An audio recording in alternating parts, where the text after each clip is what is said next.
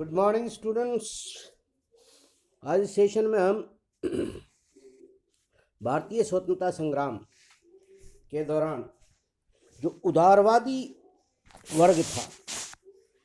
जिसको नरमपंथी, popularly known as नरमपंथी वर्ग, उसके द्वारा किस प्रकार का योगदान किया गया, किस प्रकार से उन्होंने ब्रिटिश व्यवस्था का मूल्यांकन किया, चित्रण किया, किस प्रकार के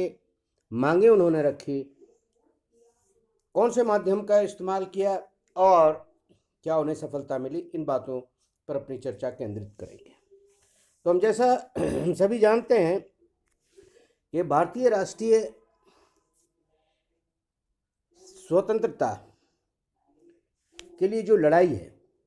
जो उसकी जो शुरुआत है विधिवत रूप से इंडियन नेशनल कांग्रेस के फॉर्मेशन के बाद शुरू होती है। 28 दिसंबर 1885 को जब डब्ल्यू.सी. बनर्जी की अध्यक्षता में ह्यूम के द्वारा बुलाए गए डेलीगेट्स के द्वारा एक संगठन के निर्माण की घोषणा की जाती है,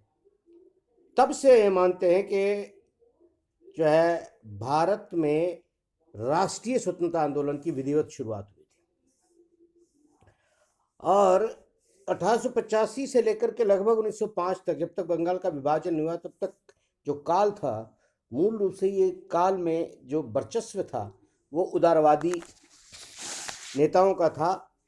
या उन नेताओं का था जिनके विचारधारा उदारवादी विचारधारा या पश्चिमी उदारवादी विचारधारा से प्रभावित दिखाई देती है, जिसमें मुख्य रूप से डब्ल्यू.सी. बनर्जी, फिरोज शाह मेहता,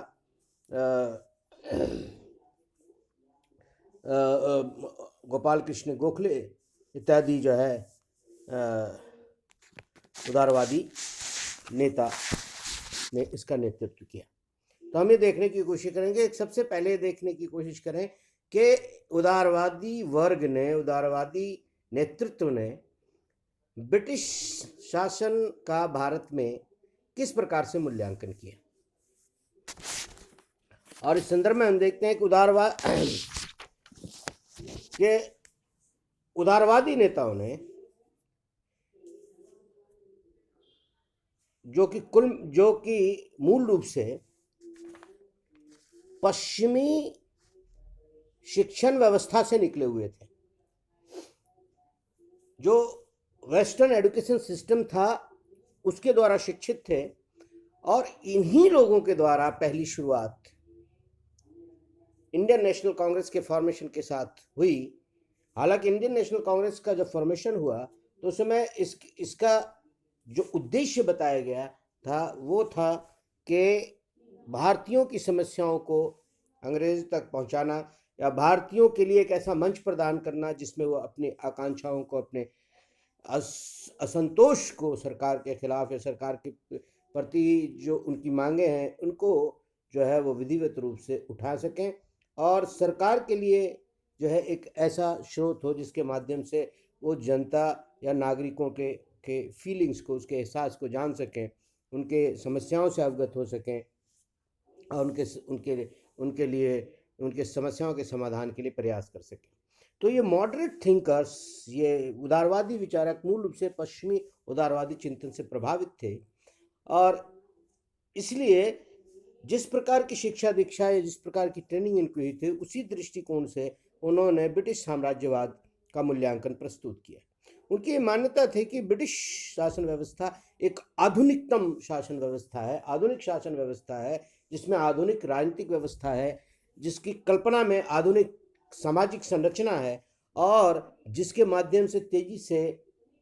ज्ञान विज्ञान तकनीक के आधार पर जो है आर्थिक तंत्र का विकास हो सकता है। कुल मिलाकर के ब्रिटिश शासन व्यवस्था एक ऐसी आधुनिक व्यवस्था है जिससे जो है भारत को काफी लाभ होने की संभावना,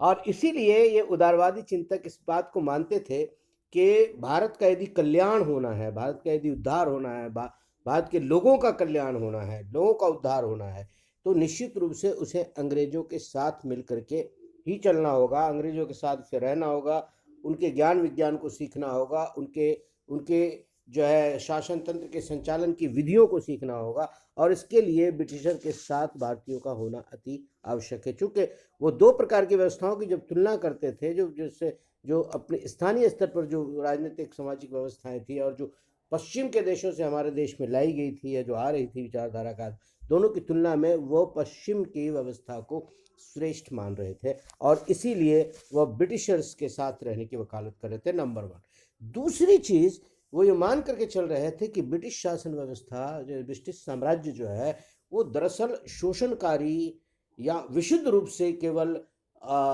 अपने अपने उपनिवेशों का दोहन करना या उसका एक्सप्लॉयटेशन करना जो है उनका उद्देश्य नहीं है, बल्कि उन्होंने जो उद्देश्य संसार में जो डिक्लेयर कर रखा है, घोषित कर रखा है कि वह उन क्षेत्रों में एक मिशन के रूप में जाते हैं जहाँ की व्यवस्थाएं आधुनिक नहीं है, उनको आधुनिक बनाने का उन्हें अवसर मिलता है। उन देशों में वो वहाँ के स्थानीय लोगों को धीरे धीरे ट्रेन करके, उन्हें शिक्षित करके, प्रशिक्षित करके और व्यवस्था उनके हाथ में सौंप देते हैं। ऐसा उनका ट्रैक रिकॉर्ड है। जैसा कि उन्होंने अमेरिका, मुख्य रूप से देखे अमेरिका तो नहीं, जैसे कनाडा, स्विट्ज़रलैंड और ऑस्ट्रेलिया जैसी व्यवस्थाओं के संदर्भ में उन्हें देखा था कि ब्रिटिशर्स ने किस प्रकार से जो है सत्ता वहाँ के स्थानीय लोगों को सौंप दी थी। भारतीय भी उम्मीद कर रहे थे कि वो उन्हीं चीज़ को फॉलो करते हुए अंग्रेजी साम्राज्य जो है वो भारतीयों को विभिन्न स्तर पर, विभिन्न प्रशासनिक स्तर पर, विभिन्न राजनीतिक स्तर पर जो है भारतीयों को प्रशिक्षित कर रहा है, एक आधुनिक प्रकार की शिक्षा प्रणाली ला रहा है, एक आधुनिक आर्थिक व्यवस्था को इंट्रोड्यूस कर रहा है, एक बहुत ही समुन्नत सामाजिक चिंतन को जो है भारत में स्थापित कर रहा है। और ये सब करने के पश्चात जिस दिन वह आश्वस्त हो जाएंगे कि भारतीय निपुण हो गए इन चीज़ों में, तो निश्चित रूप से वह जो है भारतीयों को सत्ता सौंप दे देंगे या स्वशासन जो है भारतीयों के हाथ में दे देंगे। और शायद इसीलिए जो है उदारवादी चिंतन से ओतप्रोत जो ये नेतृत्व था, वो कभी भी किसी समय भी साम्राज्यवाद, ब्रिटिश साम्राज्य का विरोध करने का चिंतन उन्होंने प्रस्तुत नहीं किया। तो जब इस तरह का उनका चित्रण था, दृष्टिकोण था ब्रिटिश सरकार के प्रति, तो उनके दरअसल वो आंदोलन किस लिए कर रहे थे या उनका उद्देश्य क्या था, इसको जानना भी जरूरी है। यदि आप 1885 से लेकर के 1905 तक के जो इनके द्वारा जो अनुनय विनय या याचिकाएं प्रस्तुत की गई या जो प्रोटेस्ट किए गए, उन सभी में जो उन्होंने मांगे रखी, जिस प्रकार की डिमांड्स जो है उन्होंने इस नेतृत्व ने सरकार के समक्ष रखी, उस पर एक दृष्टि डालना जरूरी है कि वो क्या चाहते थे। जो उनके विश्वास से ही उन्होंने वो लक्ष्य तय किया था और वो पहली चीज़ ये करना चाहते थे कि जनमानस को उसके अधिकारों के प्रति जागरूक करना चाहते। ये उनका सबसे लक्ष्य था कि वो भारतीयों को जो है इस रूप में जगाना चाहते थे, जागृत करना चाहते थे कि उसे एक नागरिक के रूप में, एक इंसान के रूप में किन किन अधिकारों को उन्हें मिलना चाहिए और किन किन अधिकारों के लिए उसे सचेत रहना चाहिए, उसे सजग रहना चाहिए। और ये जो अधिकारों की जो परिभाषा है वो मूल रूप से जो है पश्चिमी उदारवादी चिंतन से प्रभावित थी, जिसकी मूल मान्यता है कि मनुष्य होने के साथ ही कुछ जो है स्वतंत्रताओं का, कुछ अधिकारों का भागी जो है अधिकारी बन जाता है। और ये अधिकार राज्य नहीं देता, बल्कि समाज में अंतःक्रिया करते हुए व्यक्ति स्वयं एक दूसरे को प्रदान करता है। शासन व्यवस्था तो मात्र उसे स्वीकार करती है, उसे एक वैधानिक आवरण प्रदान करती है। इसके प्रति जागरूकता प्रथम लक्ष्य था। दूसरा जो लक्ष्य था जिसके बारे में क्या कि वो ये मान रहे थे कि ब्रिटिशर्स जो है, और ब्रिटिशर्स ने जो है उच्च स्तर पर कई बार ये घोषणा भी कर रखी थी कि उनका मकसद, उनका उद्देश्य भारत में लंबे समय तक शासन करना नहीं है, बल्कि धीरे धीरे भारतीयों को जो है व्यवस्था के साथ जोड़ करके उन्हें प्रशिक्षित करके उन्हें और फिर जो है सत्ता उन्हें सौंपने का मकसद वो रखते हैं। और इसीलिए वो लगातार ये डिमांड कर रहे थे कि शासन के प्रत्येक स्तर पर अधिक से अधिक भारतीयों को शामिल किया जाए। जैसे भारत प्रशासन करने के लिए जो एक कैबिनेट मंत्री जो ब्रिटेन में हुआ करता था, उनकी सलाह के लिए भारत परिषद थे, इंडिया काउंसिल, उनमें अधिक भारतीयों को शामिल करने की वकालत कर रहे थे। उसी तरह से नीचे स्तर पर आ जाए, वाइसराय के एग्जीक्यूटिव काउंसिल में अधिक से अधिक भारतीयों को शामिल करने की बात कर रहे थे, बराबर डिमांड कर रहे थे। नीचे आ जाए तो स्टेट के गवर्नर जनरल के पास जो एग्जीक्यूटिव काउंसिल थी उसमें अधिक से अधिक भारतीयों के सहभागिता की मांग कर रहे थे। और इन जनरल एडमिनिस्ट्रेशन में उनकी लगातार ये मांग रही कि प्रशासन के प्रत्येक स्तर पर अधिक से अधिक भारतीयों को शामिल करके उन्हें प्रशिक्षित करने का काम किया जाए। दूसरी चीज़ जो इस संदर्भ में वो रिफॉर्म के संदर्भ में उद्देश्य के रूप में अपने सामने रखा था कि वो लगातार विधायी परिषद जो मुख्य रूप से बाद में विधायिका के रूप में विकसित होती है, इस विधायी परिषद की संरचना और शक्ति दोनों में निरंतर सुधार हो। संरचना से अभिप्राय यह है कि इसके गठन होने की जो प्रक्रिया है और जिसमें जिन लोगों से मिलकर ये बनता है उनमें अधिक से अधिक लोग नॉन ऑफिशियल हों, जनता के प्रति उत्तरदायी हों, जनता के प्रतिनिधि हों। और साथ ही साथ आरंभ में विधायी परिषद मूल रूप से एक केवल रिकमेंडेटरी बॉडी या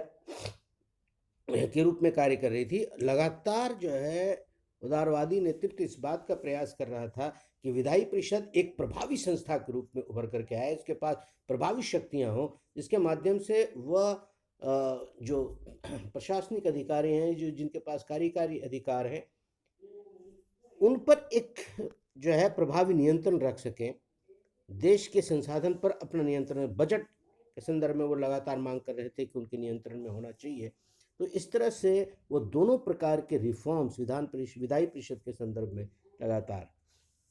जो है मांग करते रहे। तीसरे प्रकार की मांगों में यदि उनकी दृष्टि, अगर उन पर दृष्टि डालेंगे तो आप पाएंगे कि प्रशासनिक और सैनिक व्यय में लगातार कमी की मांग कर रहे थे। इस वर्ग के नेतृत्व का लगातार ये मानना था, उन्होंने बहुत ही प्रैक्टिकल लेवल पे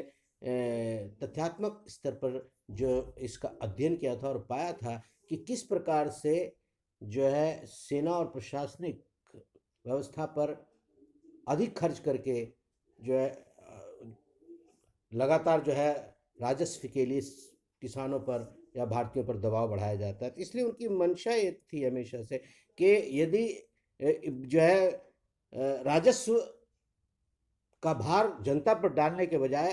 सरकार को स्वयं के प्रशासनिक तंत्र पर और या सेना के तंत्र पर जो है वो उसमें उसके व्यय पर कमी की जानी चाहिए, ताकि अधिक से अधिक धन जो है वह जन कल्याण के लिए उपलब्ध हो सके। और उसके लिए जो नेतृत्व है लगातार कई प्रकार के सुझाव देता रहा है। भारत में कर नीति और कर सीमा में परिवर्तन के संबंध में लगातार उनकी मांग रही थी। कर की सीमा जो है वो हमेशा से वे चाहते थे कि कर नीति में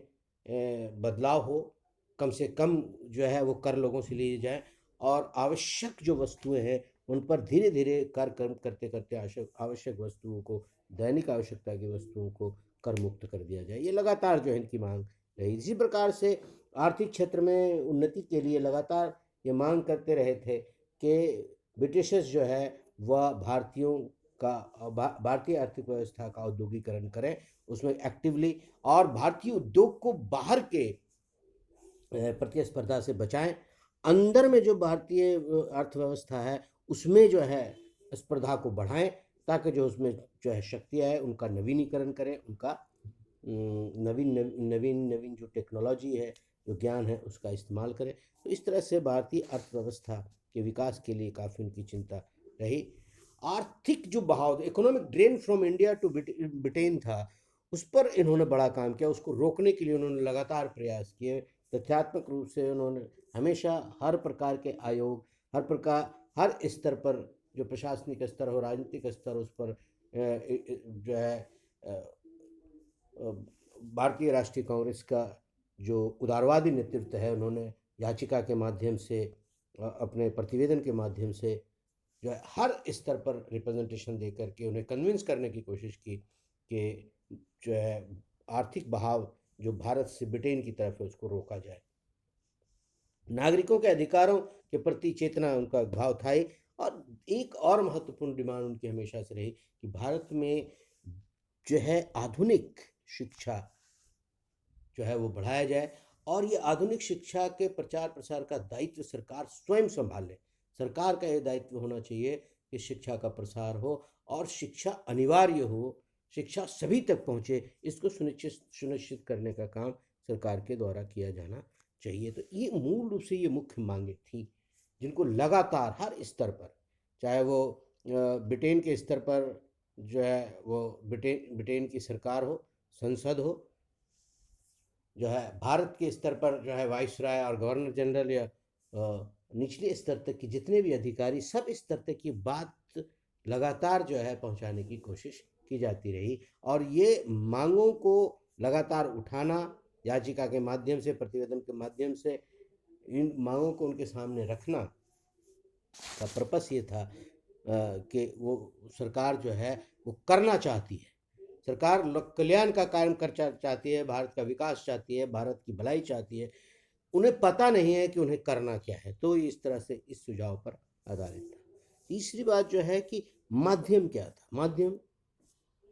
जैसा कि जब जब भारतीय राष्ट्रीय स्वतंत्रता संग्राम के ये प्रथम चरण के जो ये नेतृत्व था, वो भली भांति जानता था कि वह उग्र आंदोलन के माध्यम से अपनी मांगों को नहीं मनवा सकता। दूसरी ओर उनकी शिक्षा दीक्षा इस प्रकार से हुई थी कि वह संवैधानिक शांतिपूर्ण तरीकों में ही यकीन करते। उनकी शिक्षा दीक्षा इसी प्रकार से हुई थी कि जो है सरकार वैधानिक है और अपने मांगों को वैधानिक रूप से रखने का अधिकार होना चाहिए, और इसीलिए वो लगातार इस बात पर शांतिपूर्ण और संवैधानिक माध्यम पर जोर देते थे। याचिका, प्रार्थना, प्रतिरोध, ये उनके हथियार थे जिसके माध्यम से अपनी मांगों को विभिन्न स्तर पर जो है वो रखते थे। उनको उस स्तर पर मजबूती से रखने का काम उन्होंने किया है। भारतीयों को विभिन्न मुद्दों से शिक्षित करने का काम रहा, और मूल रूप से इनका एक उद्देश्य रहा कि इन सभी मांगों के पीछे मूल उद्देश्य था धीरे धीरे जो है भारतीय राजनीति का, भारतीय प्रशासनिक व्यवस्था का, भारतीय अर्थव्यवस्था का, भारतीय सैन्य व्यवस्था का, भारतीय शिक्षण व्यवस्था का भारतीयकरण किया जाए, भारतीयों के द्वारा किया जाए, भारतीयों को इससे लाभ हो, भारत के मूल्यों को इसमें समाहित किया जाए। तो कुल मिलाकर के शांतिपूर्ण माध्यम से इन चीज़ों को प्राप्त करने का प्रयास जो है वो ब्रिटिश जो है भारतीय स्वतंत्रता संग्राम का उदारवादी नेतृत्व करता है। तो इसका मूल्यांकन क्या है, कहाँ तक उन्हें इस बात में सफलता मिली। यदि इनकी सफलता के बारे में गौर फरमाएं तो आप पाएंगे कि उदारवादी नेतृत्व को कोई बड़ी सफलता नहीं मिली। फिर भी ये मानते हैं कि 1892 का एक्ट जो था, जो सुधारवादी एक्ट था, उसमें जो है उदारवादी नेतृत्व के बहुत सारे सुझावों को शामिल किया गया, खास करके विभिन्न स्तर, प्रशासनिक स्तर पर भारतीयों की संख्या को बढ़ाने तथा विधायी परिषद में विभिन्न प्रकार के सुधार या उसको उसके एरिया को एक्सपैंड करने, उसकी शक्ति को बढ़ाने, इस संदर्भ में कुछ विचार जो है इनके माने गए थे। परंतु यह एक्ट भी उनके आकांक्षाओं के अनुरूप नहीं था, लेकिन आप मान सकते हैं कि वह जो है ये उनकी एक सफलता की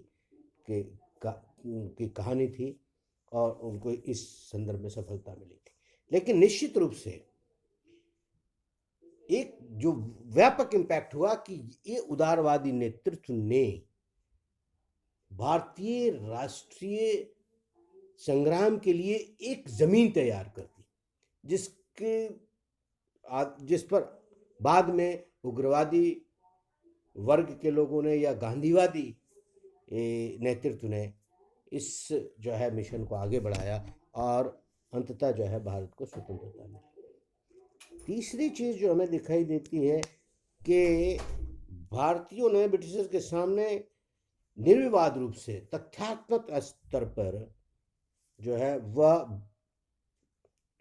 इकोनॉमिक ड्रेन को सामने रखा और जनता को पूरी तरह से इसे अवगत कराने का काम किया, जनता में एक चेतना पैदा करने का काम किया। और एक सबसे महत्वपूर्ण काम हुआ कि उदारवादी नेतृत्व ने केवल राजनीतिक स्तर पर इन मांगों को नहीं रखा, राजनीतिक और प्रशासनिक स्तर पर जो मांग थे उनको तो वो रखते ही रहे थे, लेकिन वो साथ ही साथ वो अपने इस आधुनिक विचार के आधार पर लगातार समाज में रिफॉर्म करने के पक्षधर थे और लगातार इस आंदोलन के माध्यम से भारतीय समाज को आधुनिक बनाने का प्रयास करते रहे। तो मूल रूप से प्रत्यक्ष रूप से भले ही जो है 1892 का एक्ट ही जो है एक सफलता का आधार कहा जा सकता है, परंतु अपरोक्ष रूप से भारतीय राष्ट्रीयता